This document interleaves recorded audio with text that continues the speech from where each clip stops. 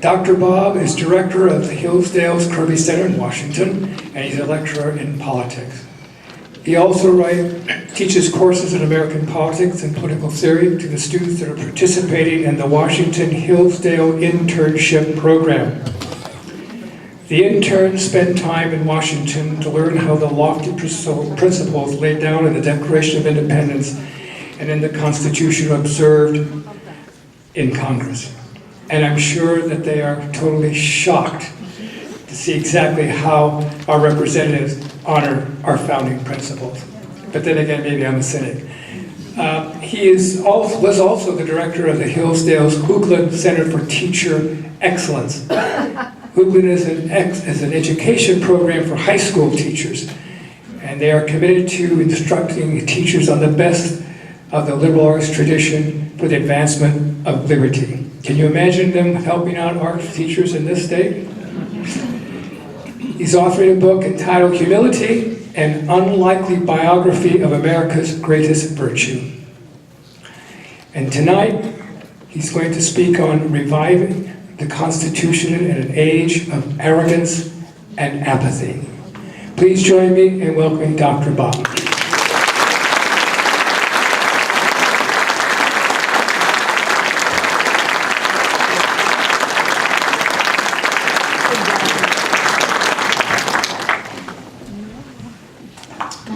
Thank you all. Thank you, Jerry, for that wonderful introduction. It's such a pleasure and honor to be with you this evening. I noticed as we were coming in that there were two places to register.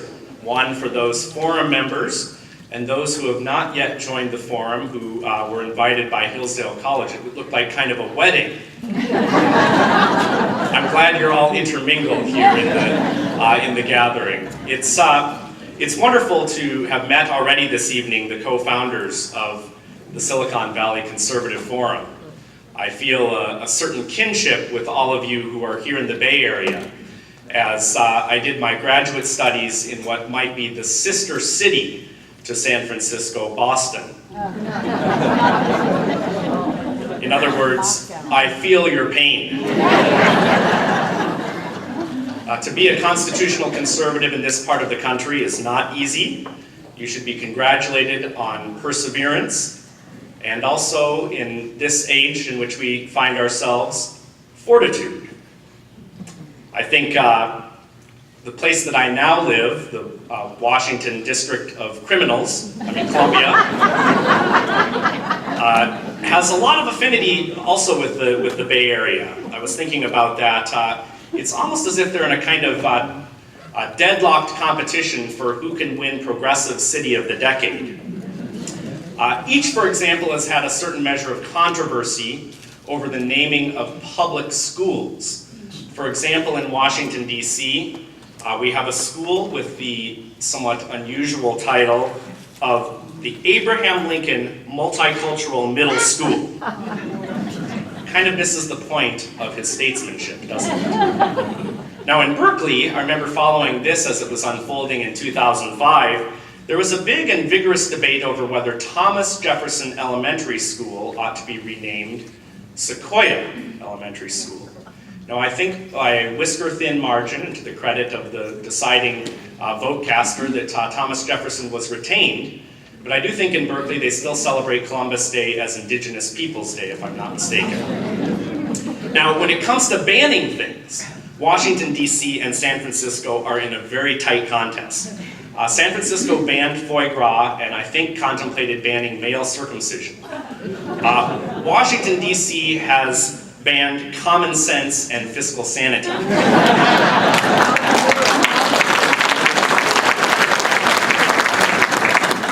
Lenten season has just concluded. It began about 40 days ago with Fat Tuesday, or as they call it in the nation's capital, Enhanced Revenue Tuesday. In the final category in which these two cities are competing, giving stuff away, I think we have to give finally the edge to Washington, D.C. Not only do we see the overriding fiscal largesse, but I'll relate to you one story about the municipality. My wife and I and our two young boys do reside in the district, and in the lovely process of renewing our automobile's registration, I proceeded to the Department of Motor Vehicles, where in a room about roughly half this size, a woman came out and announced that on that day, as in all other days at the Department of Motor Vehicles, if you choose to have an HIV test, you will have $10 knocked off your registration fee. And they had a long line, of course, of people that were willing to do that for the discount. Now, she came out a few minutes later and apologized. She said that she'd forgotten something. I'm not making this story up. This actually happened. I did not record it. But she said then, I forgot to tell you also that we do have free condoms available today. Free HIV tests, here I quote her directly, free condoms, free everything. She then let out a little chuckle. Now, what I think is at work in that sad but true tale is the kind of predicament that we find ourselves in, and perhaps one of the reasons why we're gathered here this evening. You know, it's something that I always enjoy being in California, not only because I find an affinity having lived in blue places with all of you stalwart souls, but you know, you see, unfortunately, and I say this with a certain measure of seriousness, a picture of our nation's dystopian future if we don't reverse course. Just scanning the headlines today, what do you see? I see that the city of Stockton has declared bankruptcy. Your state auditor has said that California's net worth is a negative $127 billion. And here in Sunnyvale, I read in the San Jose Mercury News today, there's a scramble for more and more technological resources in the elementary school classroom. The principal here quoted saying that they've almost achieved a 1-to-1 ratio between kids and mobile technology devices. You know, those things that they do so much learning on and never play games on, right? That they've almost achieved a 1-to-1 ratio. And the principal, this story ends with this exaltation, and here I quote from the principal. Textbooks, calculators, and colored pencils are just a few things that we envisioned the tablet replacing. He might have added, for what it's worth, learning. I wonder, do they teach lockpicking in schools here? I mean, it really has come to a place where our solutions, our silver bullets that we're seeking after, are found in things like technology. And I know I don't need to tell you that here, since you all live in Silicon Valley. But what I would like to suggest to you this evening, and to go through in very quick form, 7 ways in which we recently have heard counsel that we ought to go in one direction, but I would suggest to you that we ought to go in exactly the opposite. And then I'd like to reflect just a little bit on what it might mean for citizens who have diagnosed the problem correctly for us to begin to return our fellow citizens to an understanding and love of the enduring principles of the American Constitution. The question that we might begin with today, then, is, do we live in a post-constitutional age? At the tail end of last calendar year, the New York Times ran an article by a distinguished veteran teacher of law students at Georgetown Law. His advocacy was very simple. Give up on the Constitution, he said. It took him, Professor Seidman revealed, 40 years to realize that his efforts in the classroom and in his legal work were really for naught. Why should we be bound, he asked, by men who were up to things that he characterized as, quote, evil? Why should their opinions hamper us today in achieving the things that we know to equal progress? I would commend to you that editorial, if only to see a very candid snapshot of what I would say many, if not most people in our elite institutions of higher education and legal academies believe.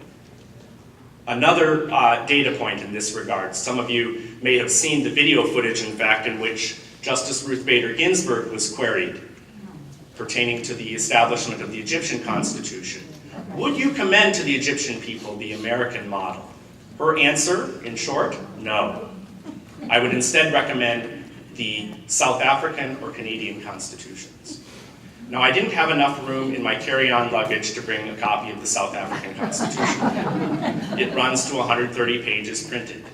Its section on rights, a long laundry list of the rights that people are guaranteed, from health care to education to the usual litany of things related to our material possessions, runs longer than our Constitution in its entirety. What Ruth Bader Ginsburg, what Professor Seidman say, is what a lot of people in the legal academy hold but won't come out with. And that is a mentality that says, consistent with the reigning progressivism of the last 100 years, our current political arrangements will be much better off if we were liberated from the constraints of the Declaration of Independence and Constitution. The Constitution, in other words, inhibits rather than makes possible real progress. What progressivism has done is render the Declaration of Independence a dead letter and made the Constitution living. In any textbook, I would venture to guess, around this part, and indeed throughout this state and throughout most of the country, if you see the word Constitution, there's an adjective that precedes that, and it's living. Now, the living Constitution is an idea that has come to dominate the understanding of our young people. For example, it's interesting to note that in the year 2010, so just a couple of years ago, Montpelier, the home of James Madison, father of our Constitution, conducted a survey with a very reputable public opinion polling company, and they asked Americans of all ages whether it is time to get a new Constitution. Now, the good news is that in the age cohort above 25, the response rate was quite high, even in the 80s and 90s, saying that we shouldn't discard our current Constitution. But for those Americans aged 18 to 24, nearly 2 out of 5 suggest that we ought to ditch the old one and go with the new one. I would suggest to you that they're just following the lead of their teachers, their schools, and their textbooks. For if you make the Constitution a living thing, eventually it becomes nothing at all. That was the word that Frederick Douglass, a man who spoke twice on Hillsdale College's campus, said in a speech that he gave in 1860. He was talking about what is the Constitution, and he said if we just look at it as a document that is easily understood, that you can grasp if you sit down for about a half an hour, if you go through and think about how it was constructed with not just as a bunch of compromises, not just as a concatenation of rules, but with a real logic, a real extraordinary effort, that you will see that it means something, that there is a meaning there that has given life to liberty. And he says that if you lose sight of that, what it will become is now a weasel, now a whale, now nothing. And unfortunately, the students are picking up on that living Constitution idea that was alive at Frederick Douglass's time when he spoke those words in 1860, as much as it is today. Now, one of the interesting things, I think, from the rest of this survey, which focused on questions like federalism and the separation of powers, was how much it revealed that Americans do not understand the fundamental purpose of the Constitution. For example, in that age group, again, of 18 to 24-year-olds, 63% disagree with this statement. 63%. They disagree with this statement. American constitutionalism is a system in which the government's powers are limited. In other words, they do not see a limiting power to the Constitution of the United States. I think that's what Pete Stark said just a couple of years ago, too. And indeed, it's not just Pete Stark's problem or the problem of the Democratic Party, but it is a problem that runs rampant through both parties. And that is today that whether there is lip service offered or not to the Constitution, in practice, it is too often an afterthought. I'm going to tell you a little bit in the course of my remarks this evening about what Hillsdale College is trying to do to redress some of these problems that I'm identifying, and I'll be happy to entertain any of your questions or suggestions as to what we might do better and more. But one thing that we see now in our work with members of Congress, we routinely have 30, 40, 50 members of the U.S. House especially, but also the United States Senate over to the Kirby Center. It's located just a couple of blocks from the United States Senate office buildings. Really 4 blocks from the Supreme Court. We oftentimes see in those members a mentality that says this: the Constitution is something that the courts will take care of. They don't want to stand in the well of the House or the well of the Senate and make a defense of it. Because even if they're attorneys, they feel like the thing has become so bound up in technical jargon, in complicated Supreme Court decisions. For example, have any of you read the Supreme Court's opinions on whether or not you can have the 10 Commandments posted in a public place? They run to 163 pages. There's reason that members of Congress and citizens are intimidated. The Constitution has been turned into a thing that is unrecognizable to those people who created it. But these members of Congress have adopted a kind of mentality that we see also existent in the executive branch.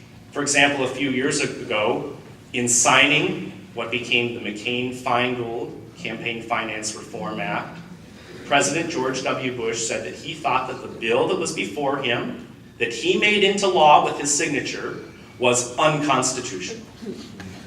He signed it anyway, noting in his signing statement that he thought the courts would strike the thing down. That did not happen. Each branch of government, and this is as basic a civics lesson as you can get, and I know I don't need to tell all of you in this room this lesson, but each branch of government is on a coordinate plane, and each is equally accountable to the Constitution and to the people. The rest of the results here, there's a couple more things that I wanted to share with you about this poll. Where do rights come from? This is an important question of absolute vital importance, in fact. The good news, again, is that 68% of people across the board, so about 2/3 of Americans, think that rights are natural rights, that they come to us from the laws of nature and of nature's God. Now, the problem is, I think, and this is what we confront, and what all of you who are active in things related to the political sphere encounter, how do people act? What they believe and what they act today sometimes point in very different directions. Because I would argue that a lot of Americans today act like they are entitled to the things that they want from the government. And that there is a real problem in trying to then talk about duties. We've lost an understanding of what rights are. Rather than understanding that government is to be responsible to the people, we have come to think that government is responsible for the people.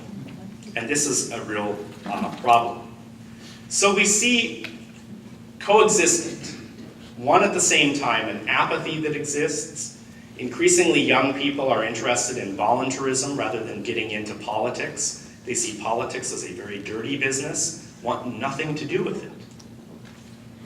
We see arrogance in our political elites, who think that the federal government is untrammeled by anything except their own whim. Now, what does that mean for us today? I won't spend any more time diagnosing the problem or discussing that. I'd like to suggest that there are 7 things that are sort of in the air now, 7 directions that we're being counseled as constitutional conservatives to entertain that probably will mislead us. And instead of taking that path, I'd like to suggest in each of these 7 ways a different way of thinking about them. The first is this. The idea is that we haven't paid sufficient attention to technology. And if only we could become more adept at whatever the latest technology is, tweeting, Facebook, you name it, whatever it might be, we would be in a lot better shape because we've been then reaching the young people. I would say that this is a really short-sighted view. Of course, a certain mastery of technique, know-how, and the tools of communication are really important. But first you have to figure out what it is that you want to say. First you have to figure out what it is that is truly wise. And that's the kind of thing that we try to do with our young people at Hillsdale College. The Hillsdale Academy, our K through 12 school that we run on campus, lets students utilize computers only quite late in their tenure at that school. What you find in working with young people is that they don't need instruction in how an iPad works, right? They're the ones who are teaching all of us how it works. What they do need, though, is a cautionary note to slow down, to not think just in the present. Time magazine, for example, ran an article just a little bit ago. The cover story was of a constitution. It was shredded. It had gone through a shredder. And one of the points that Richard Engel there, this writer made is that what did the founders know about Lady Gaga or texting or all of our technology? As if somehow that makes them irrelevant. Well, there all he was doing is parroting the basic mentality of progressives from 100 years ago. Because what progressives were saying then is that there's a certain scientific expertise that they had, in large measure because of the places they went to school. In large measure because of the ideas that they studied, that they had accepted the sort of prevailing view of what they thought was scientific knowledge. That meant that what you had to do was throw out that old Newtonian stuff, right? That mechanistic business that the founders talked about, where ambition would be made to check ambition. And all of that kind of thing that Madison saw as essential to the Constitution. What instead you needed was Darwin. And that new Darwinian understanding would give you living political constitutions. That's a direct quote from Woodrow Wilson.